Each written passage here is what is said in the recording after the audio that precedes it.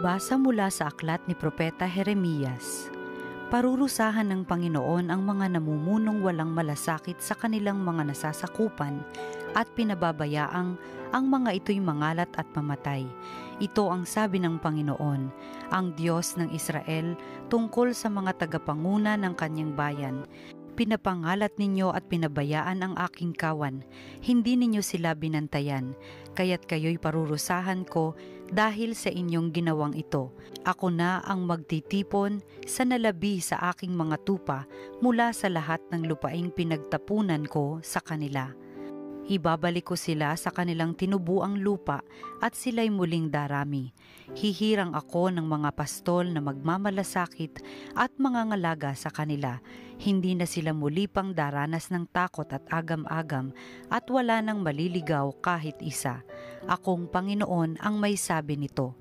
Nalalapit na ang araw, sabi ng Panginoon, na pasisibulin ko mula sa lahi ni David ang isang sangang matuwid, isang hari na buong karunungang maghahari. Paiiralin ninyo sa buong lupain ang batas at katarungan. Magiging matiwasay ang Juda sa panahon ng kanyang pamamahala at ang Israel ay mapayapang mamumuhay. Ito ang pangalang itatawag sa kanya. Ang Panginoon ay matuwid. Ang salita ng Diyos. Pastol ko'y Panginoong Diyos, hindi ako magdarahop. Panginooy aking pastol, hindi ako magkukulang.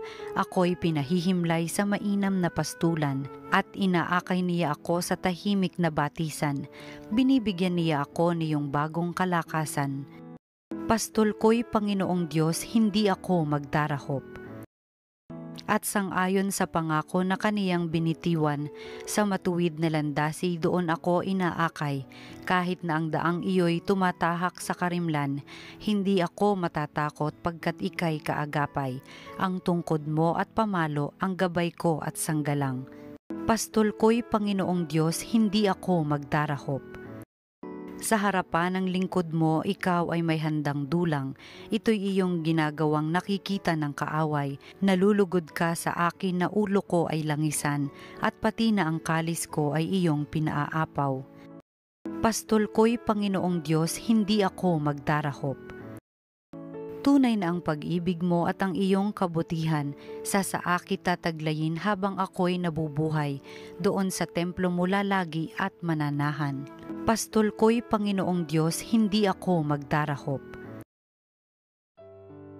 Pagbasa mula sa sulat ni Apostol San Pablo sa mga taga-Efeso. Mga kapatid, ngayon dahil sa inyong pakikipag-isa kay Kristo Jesus, kayong dating nasa malayo ay nailapit sa pamamagitan ng kanyang kamatayan. Pinagkasundo niya tayo, kaming mga Hudyo at tayong mga Hintil ay kanyang pinag-isa sa pamamagitan ng kanyang katawan. Pinawi niya ang alitan na parang pader na naghihiwalay sa atin. Pinawalang bisa niya ang kautosang pawang mga utos at tuntunin upang pag-isahin sa kanya ang dalawang bayan at maghari ang kapayapaan. Sa pamamagitan ng kanyang kamatayan sa krus, winakasan niya ang alitan ng dalawang bayan, kapwa pinapanumbalik sa Diyos at pinagkaloob ng iisang katawan. Naparito si Kristo at ipinangaral sa lahat ang mabuting balita ng kapayapaan sa inyong mga Hentil na malayo sa Diyos at sa mga Hudyo na malapit sa Kanya. Dahil kay Kristo, tayo'y kapwa makalalapit sa Ama sa pamamagitan ng Espiritu Santo. Ang salita ng Diyos. Salamat sa Diyos. Ang mabuting balita ng Panginoon ayon kay San Marcos. Noong panahong iyon, bumalik kay Jesus ang mga apostol at iniulat ang lahat ng kanilang naisagawa at naituro. Napakaraming taong dumarating at umaalis, ano pat hindi na makuhang kumain ni Jesus at ng kanyang mga alagad. Kaya't sinabi niya sa mga ito, magtungo kayo sa isang ilang na puok upang malayo sa karamihan at makapagpahinga kayo ng kaunti. Umalis silang lula ng bangka at nagpunta nga sa isang ilang na dako. Ngunit maraming nakakita sa kanilang pag-alis at nakilala sila. Kaya't mula sa lahat ng bayan, ang mga tao'y patakbong tumungo sa dakong pupuntahan ni na Jesus at nauna pang dumating doon kaysa kanila. Paglunsad ni Jesus, nakita niya ang napakaraming tao, nahabag siya sa kanila sapagkat para silang mga tupang walang pastol at sila'y tinuruan niya ng maraming bagay. Ang mabuting balita ng Panginoon. Pinupuri ka namin, Panginoong Hesukristo.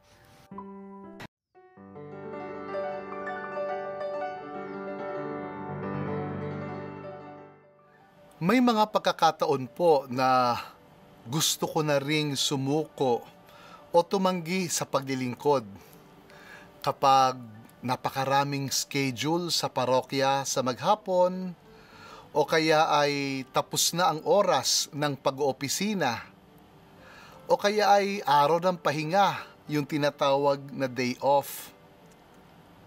Naiisip ko, tumanggi muna sa paglilingkod sa mga pagkakataong ito. Alam niyo, may mga magulang na rin ako na napakinggan na minsan dumadaing o nangangarap na sana ang kanilang pagiging ina o ama sa pamilya ay 8 a.m. to 5 p.m. lamang. Yung may day off, may bakasyon, at may retirement. Dumadaing po tayo, oo. Pero kung tunay po tayo na nagmamalasakit, maglilingkod at maglilingkod pa rin tayo kahit higit pa sa inaasahan sa atin. Sapagkat ang paglilingkod ng may pagmamalasakit, yan man ay sa simbahan, lipunan o sa pamilya, ay hindi trabaho lamang. Ito ay personal, pagbibigay ng ating buong sarili, kaya't handa nating lampasan ang ating mga hangganan at handa tayong magsakripisyo ng ating mga kakayahan. Ito po ang halimbawa ng ating Panginoong Hesus at ng kanyang mga alagad sa ating ebanghelyo na mula po sa ebanghelyo ni San Marcos. Sila ay pagod at kulang sa pahinga dahil sa napakaraming mga tao na kanilang pinaglingkuran. Ang sabi nga ng ebanghelyo ay hindi na sila halos makakain.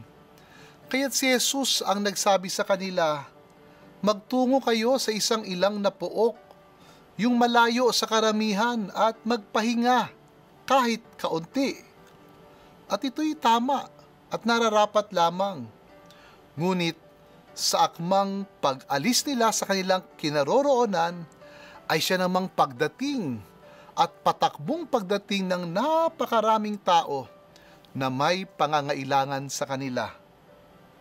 Hindi sumagot si Jesus at ang mga alagad sa mga taong ito na tapos na po ang office hours, day off na po namin, on leave po ako o bakasyon, o kaya ay balik na lamang po uli kayo bukas, o kaya ay sa Lunes. Hindi po. Nahabag si Jesus sa kanila at kahit pagod, kulang sa pahinga, hindi halos nakakain, pinaglingkuran pa rin sila ng ating Panginoon. Mga kapatid, hindi po masama na maglagay tayo ng hangganan sa ating paglilingkod o sa pagbibigay ng ating mga sarili. Boundaries, ika nga. At ito ay para sa ating katinuan. Ito ay makatarungan, hustisya. Ngunit, kapag may totoong pangangailangan na humihingi ng agarang pagtungot, ang ating puso na nagmamalasakit sa paglilingkod ay hindi pwedeng hindi tutugon. Ito naman ang pag-ibig, ito ang pagmamahal, ang pagbibigay ng sarili ng higit sa karaniwang kinakaya.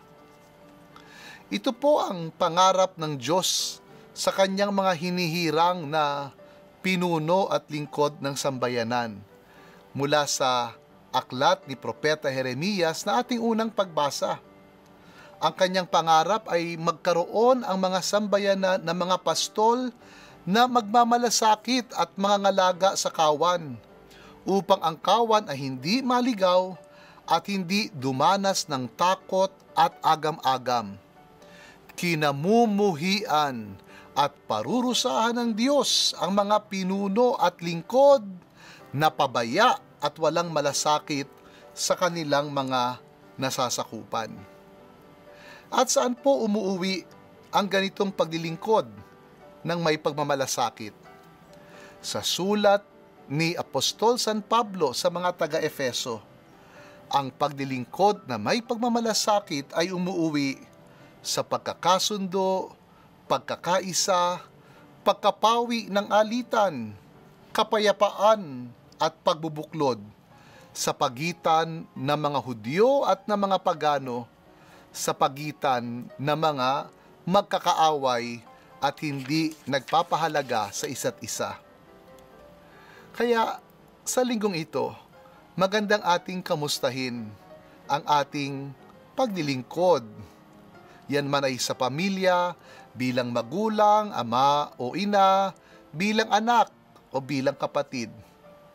Kamusta ang ating paglilingkod sa lipunan, sa gobyerno, sa ating trabaho, o kahit sa ating simpleng mga kapitbahayan? At sa ating paglilingkod sa simbahan, kamusta po tayo bilang pari o madre o mga laikong lingkod o karaniwang parokyano? Huwag po tayong magugulat kung tayo po ay sumasapit sa mga pagkakataon na tayo ay napapagod, nahihirapan at gusto nang umayaw. Ngunit sa ating pagtawag kay Jesus at sa kanyang pagpapala sa atin, huwag din tayong magtaka kung tayo ay handa na lumimot sa ating mga sarili upang tumugon sa mga pangangailangan ng iba. Sa biyaya po ng ating Panginoon, kaya nating higitan ang ating mga hangganan para makapagmalasakit tayo sa ating kapwa. At sumainyo po ang pagpapala ng makapangyarihang Diyos, Ama at Anak at Espiritu Santo. Amen.